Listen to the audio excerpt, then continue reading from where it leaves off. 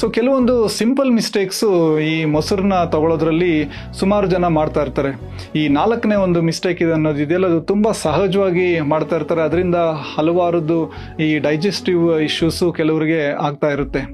ಈಗ ಎಷ್ಟೊಂದು ಜನ ನನ್ನ ಪೇಷಂಟ್ಸು ಕೇಳ್ತಾ ಇರ್ತಾರೆ, ಸರ್ ಬೆಸ್ಟ್ ಟೈಮ್ ಯಾವುದು ಈಗ ಮೊಸರನ್ನ ತಿನ್ನೋದಕ್ಕೆ, ಯಾವುದು ಬೆಸ್ಟ್ ಟೈಮು, ಮಜ್ಜಿಗೆ ಯಾವ ಟೈಮಲ್ಲಿ ಕುಡಿಬೇಕು ಅಂತ. ಈ ವಿಡಿಯೋಲಿ ಕೆಲವೊಂದು ಕಾಮನ್ ಮಿಸ್ಟೇಕ್ಸು ನಾನು ನನ್ನ ಡೇ ಟು ಡೇ ಒಂದು ಪ್ರಾಕ್ಟೀಸಲ್ಲಿ ಏನು ನೋಡ್ತಾ ಇರ್ತೀನಿ ಅದನ್ನು ನಾನು ಇದರಲ್ಲಿ ಹೈಲೈಟ್ ಮಾಡ್ತಾ ಇದ್ದೀನಿ, ಎಸ್ಪೆಷಲಿ ಈ ಮೊಸರು ತಿನ್ನೋ ವಿಷಯದಲ್ಲಿ.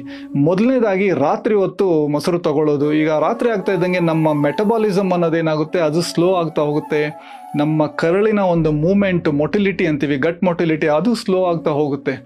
ಸೊ ಈ ಕೆಲವರಿಗೆ ಎಸ್ಪೆಷಲಿ ಯಾರಿಗೆ ಸ್ವಲ್ಪ ಈ ಸೈನಸ್ ಪ್ರಾಬ್ಲಮ್ಸ್ ಇರುತ್ತೆ, ಕೆಲವರಿಗೆ ಈ ಶೀತ ಅನ್ನೋದು ಪದೇ ಪದೇ ಆಗ್ತಾ ಇರುತ್ತೆ, ಕೆಲವರಿಗೆ ಒಂಥರ ಈ ಎದೆಯಲ್ಲೆಲ್ಲ ಒಂಥರ ಕಂಜೆಷನ್ ಥರ, ಈ ಉಬ್ಸ, ಆಸ್ತಮಾ, ಈ ಕೆಲವರಿಗೆ ನೈಟ್ ಟೈಮು ಕೆಮ್ಮು ಬರೋದು ಇಂಥವ್ರಿಗೆ, ಆಮೇಲೆ ಕೆಲವರಿಗೆ ಪದೇ ಪದೇ ಗ್ಯಾಸ್ಟ್ರಿಕ್ ಅಸಿಡಿಟಿ ಇರುತ್ತಲ್ಲ ಅಂಥವ್ರಿಗೆ ರಾತ್ರಿ ಹೊತ್ತು ಮೊಸರು ತಗೊಳ್ಳೋದು ಒಳ್ಳೆ ಐಡಿಯಾ ಅಲ್ಲ. ಯಾಕಂದರೆ ಅದರಿಂದ ಕೆಲವ್ರಿಗೆ ಏನಾಗುತ್ತೆ, ಸ್ವಲ್ಪ ಈ ಮ್ಯೂಕಸ್ ಅನ್ನೋದು ಜಾಸ್ತಿ ಆಗ್ತಾ ಇರುತ್ತೆ, ಹೊಟ್ಟೆಯಲ್ಲಿ ಉಬ್ರ ಅನ್ನೋದು ಜಾಸ್ತಿ ಆಗ್ತಾ ಇರುತ್ತೆ.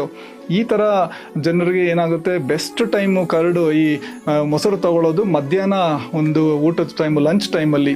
ಈಗ ಮೊಸರು ಅನ್ನೋದು ತುಂಬ ಇಂಪಾರ್ಟೆಂಟು. ಸೊ ಹಾಗಾಗಿ ಅವರು ಡೈಲಿ ಡಯಟಲ್ಲಿ ಅವರು ತೊಗೊಬೇಕಾಗುತ್ತೆ. ಯಾಕಂದರೆ ನಮ್ಮ ಒಂದು ಕರಳಿನ ಆರೋಗ್ಯ, ಕರಳಲ್ಲಿರೋ ಒಂದು ಒಳ್ಳೆ ಬ್ಯಾಕ್ಟೀರಿಯಾ, ನಮ್ಮ ಓವರಾಲ್ ಒಂದು ಜೀರ್ಣಕ್ರಿಯೆ, ಡೈಜೆಷನ್ಗೆ ಅದು ತುಂಬ ಇಂಪಾರ್ಟೆಂಟು.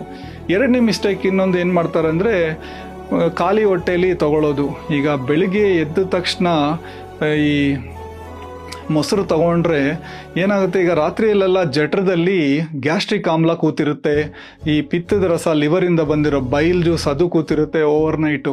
ಸೊ ನೀವು ಅದ್ರ ಮೇಲೆ ಡೈರೆಕ್ಟಾಗಿ ನೀವು ಮೊಸರನ್ನ ತೊಗೊಂಡ್ರೆ ಈ ಮೊಸರಲ್ಲಿರೋ ಒಂದು ಒಳ್ಳೆ ಬ್ಯಾಕ್ಟೀರಿಯಾನ ಡಿಸ್ಟರ್ಬ್ ಆಗುತ್ತೆ. ಸೊ ಯಾವುದೋ ಒಂದು ಆಹಾರದ ಜೊತೆ ತೊಗೊಬೇಕಾಗುತ್ತೆ. ನೀವು ಬ್ರೇಕ್ಫಾಸ್ಟಿಗೆ ಏನಾದರೂ ತಿನ್ನಿ, ಓಟ್ಸ್ ತಿಂತಿರೋ, ಸ್ವಲ್ಪ ಫ್ರೂಟ್ಸ್ ಜೊತೆನೋ ಯಾವುದೋ ಒಂದು ಬ್ರೇಕ್ಫಾಸ್ಟ್ ಜೊತೆಗೆ ಅದು ಪೇರ್ ಆಗಬೇಕು.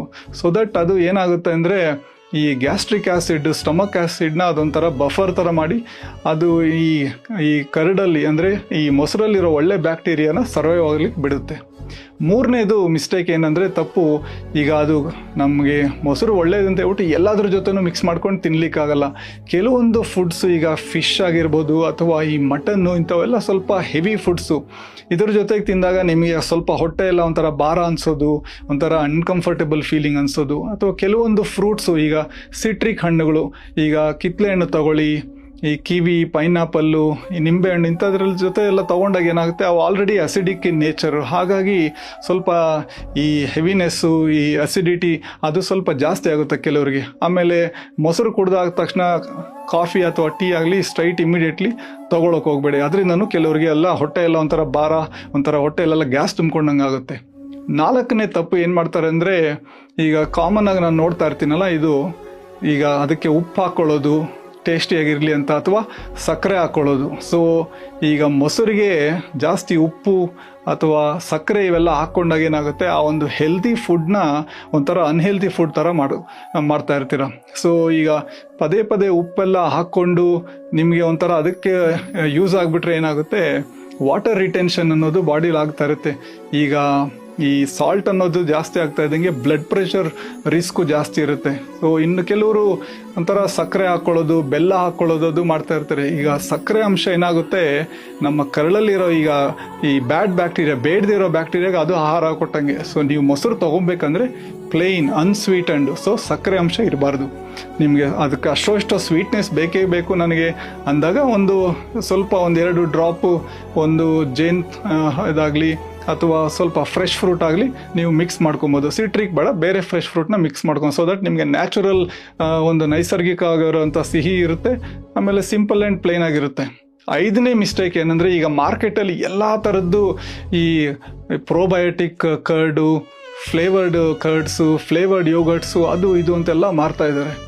ಈಗ ಒಂದು ಪ್ರೋಬಯೋಟಿಕ್ ಫುಡ್ ಅಂದರೆ ಅದರಲ್ಲಿ ಯಾವುದೇ ರೀತಿಯ ಒಂದು ಸ್ವೀಟ್ನೆಸ್ಸು, ನ್ಯಾಚುರಲ್ ಸ್ವೀಟ್ನೆಸ್ ಬಿಟ್ಟು ಯಾವುದು ಇರಬಾರ್ದು. ಸೊ ಈ ಥರದ್ದೆಲ್ಲ ಹಲವಾರು ಪ್ರೋಬಯೋಟಿಕ್ ಡ್ರಿಂಕ್ಸು, ಪ್ರೋಬಯೋಟಿಕ್ ಕರ್ಡ್ ಅಂತೆಲ್ಲ ಹಲವಾರು ಥರದ್ದು ಒಂದು ಮಾರ್ತಾ ಇದ್ದಾರೆ. ಸೊ ಇದಕ್ಕೆ ನೀವು ಟ್ರ್ಯಾಪ್ ಆಗಬಾರ್ದು. ಸೊ ಇವೆಲ್ಲ ಒಂಥರ ಫ್ಲೇವರ್ಡ್ ಇವು. ಇದರಲ್ಲಿ ಪ್ರಿಸರ್ವೇಟಿವ್ಸು, ಹಲವಾರು ಫುಡ್ ಸ್ಟೆಬಿಲೈಸರ್ಸು, ಆ್ಯಡೆಡ್ ಶುಗರ್ಸ್ ಎಲ್ಲ ಇದೆ. ಸೊ ಮನೆಯಲ್ಲೇ ಮಾಡ್ಕೊಳ್ಳೋ ಅಂಥ ಒಂದು ಮೊಸರಾಗಿರ್ಬೋದು ಅಥವಾ ಹೊರಗಡೆಯಿಂದ ತೊಗೊಂಡ್ರೆ ಅನ್ಸ್ವೀಟೆಂಡು, ಸಕ್ಕರೆ ಇಲ್ಲದೆ ಇರೋವಂಥದ್ದು ನಿಮಗೆ ಈ ಪ್ರೋಬಯೋಟಿಕ್ ಬೆನಿಫಿಟ್ ಅನ್ನೋದು ಸಿಗುತ್ತೆ.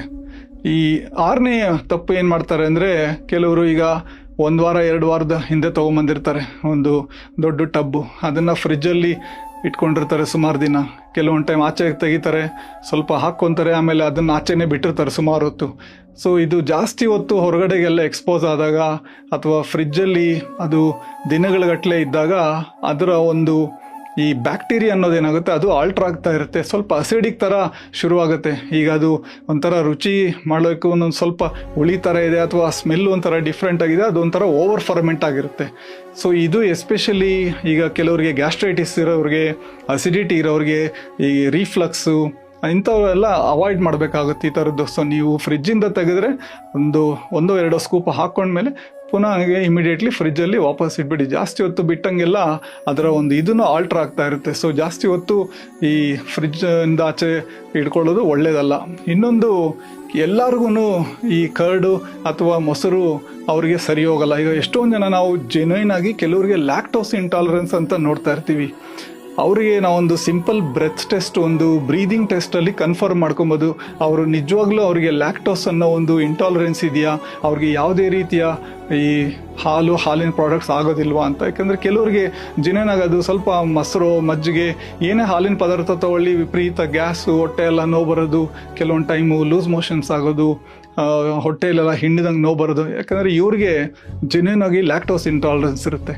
ಸೊ ಅದನ್ನು ನಾವು ಒಂದು breath test, lactose intolerance test ಅಂತ ಮಾಡ್ತೀವಿ, ಅದರಲ್ಲಿ ಕನ್ಫರ್ಮ್ ಮಾಡ್ಕೊಬೋದು. ಸೊ ಅಂಥವ್ರಿಗೆ ಲ್ಯಾಕ್ಟೋಸ್ ಫ್ರೀ ಮೊಸರು ಸಿಗುತ್ತೆ. ಅಥವಾ ಕೆಲವ್ರು ಏನು ಮಾಡಬೇಕು ಅಂದರೆ, ಅಂಥವರು ಡೈಲ್ಯೂಟ್ ಮಾಡಿಕೊಂಡು ಮಜ್ಜಿಗೆ ತೊಗೊಬೋದು ಇನ್ಸ್ಟೆಡ್ ಆಫ್ ಈ ಕರ್ಡ್ ತೊಗೊಳ್ಳೋ ಬದಲು, ಮೊಸರು ತೊಗೊಳ್ಳೋ ಬದಲು. ಸೊ ಎಲ್ಲರ ಗಟ್ಟು ಒಂದೇ ಥರ ಇರೋದಿಲ್ಲ, ಒಬ್ಬೊಬ್ಬರು ಒಂದೊಂದು ಥರ ಟಾಲರೇಟ್ ಮಾಡ್ತಾರೆ.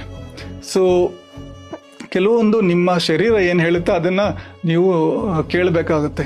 ಈಗ ಡೈಲಿ 1 ಕಪ್ಪು ಮೊಸರು ತಿನ್ನೋದು ನಮ್ಮ ಆರೋಗ್ಯಕ್ಕೆ ಒಳ್ಳೆಯದು. ಅದು ನಮಗೆ ಒಂಥರ it should make us feel better. ಅದನ್ನು ತೊಗೊಂಡು ನಮಗೆ ಹಿಂಸೆ ಆಗಬಾರ್ದು. ಸೊ ಈ ಕ್ವಿಕ್ ಸಮ್ಮರಿ ಏನಂದರೆ, ಈಗ ನೀವು ಮೊಸರು ತೊಗೊಳ್ಳೇಬೇಕು ಡೇ ಟೈಮ್ ಎವ್ರಿ ಡೇ ಅಂದರೆ, ಸ್ವಲ್ಪ ಆದಷ್ಟು ಮಧ್ಯಾಹ್ನ ಟೈಮ್ ತೊಗೊಳ್ಳಿ, ರಾತ್ರಿ ಹೊತ್ತು.